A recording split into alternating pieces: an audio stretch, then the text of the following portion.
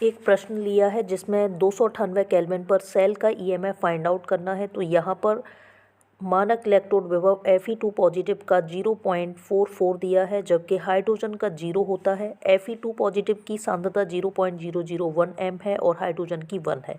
तो ये क्वेश्चन कैसे होगा वो देखते हैं। 298 पर हमें निकालना देखो क्या है, आयन केवल यूज होते हैं। समीकरण लिखते हैं 298 केल्विन पर समीकरण क्या होता है, माइनस ई मानक इलेक्ट्रोड विभव है माइनस 0.59/2 लॉग लेना है। लेकिन अब तो मैं Zn2 पॉजिटिव लेते थे, वो डैनियल सेल का है, लेकिन यहाँ तो सेल ये दिया हुआ है जिसका ऑक्सीकरण हो रहा है, वो हमें ऊपर लेना है। अपचयन वाला काम लेना है, नीचे लेना है। तो यहीं से देख लो Fe है 2 पॉजिटिव में बदल रहा है, तो इसका क्या हो रहा है, ऑक्सीकरण हो रहा है। तो इसे हम यहाँ पर लिखेंगे Fe2 पॉजिटिव हो गया। ये हाइड्रोजन का अपचयन हो रहा है, H2 में बदल रहा है। तो यहाँ पर तुम्हें बैलेंस करने के लिए 2 अपने आप लगाना पड़ेगा। क्यों लगाना पड़ेगा, क्योंकि यहाँ H2 है, यहाँ केवल H प्लस है, तो 2 अपने आप लगाओ, नहीं लगाए तो बाकी H प्लस का क्या करना है, इसको है। तो ये समीकरण है। 1 नंबर तो तुम्हें इसमें मिल जाएगा। देखो 1 नंबर दिखाई दे रहा है कुछ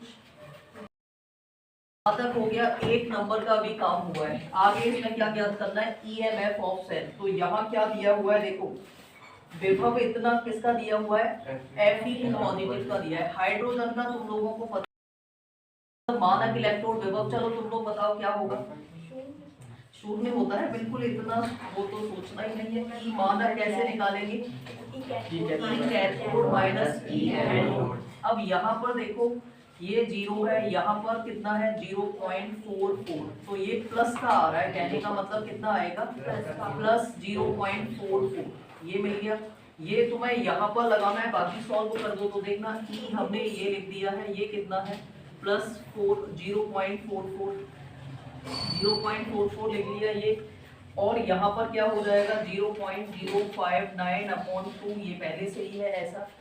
लॉग लिखेंगे, Fe2 पॉजिटिव है, इसकी हमें सांद्रता लेनी होती है। इधर देखो सांद्रता ये दी हुई है, Fe2 पॉजिटिव 1 2 3, तो इसे हम क्या लिख सकते हैं 10⁻³ क्योंकि हमने इसका पॉइंट पीछे कर लिया है। तो ये कितना हो जाएगा 10⁻³ H प्लस की सांद्रता कितनी है, 1 है। 1 का स्क्वायर करोगे तो 1 ही मिलेगा तुम्हें। अब आगे इसे सॉल्व कर दो। E बराबर कितना दिया है 0.44 माइनस 0.0295 लॉग 10⁻³ लॉग 10⁻³ का अगर हम सॉल्व करते हैं तो कितना मिलता है, -3 लॉग 10 है ना, तो कितना मिल रहा है -3 मिलेगा, है ना, -3 तो मिलेगा। अब क्या है, हो गया, इसे सॉल्व कर दो। 0.44 हो गया माइनस 0.0295 इंटू -3, इन दोनों का गुणा करो, माइनस माइनस क्या हो जाएगा, प्लस हो जाएगा, जोड़ देना उसको, वही क्या होगा आंसर। 0.53 आ रहा है, 0.53। इन दोनों का मल्टीप्लाई कितना आया है, 0.0885। इन दोनों को जोड़ के कितना आ रहा है 0.5285।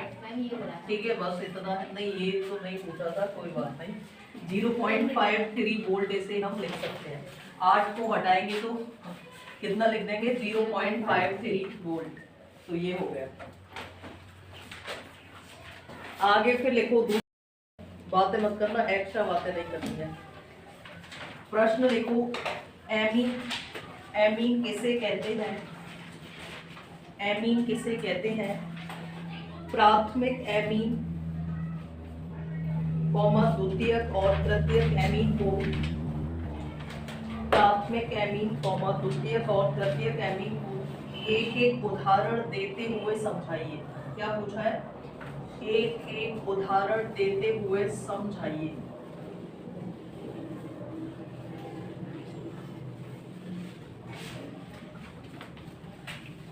एक एक उदाहरण देते हुए समझाइए। एमीन कितने बच्चों को पता है एमीन क्या होते हैं, चलो बताओ।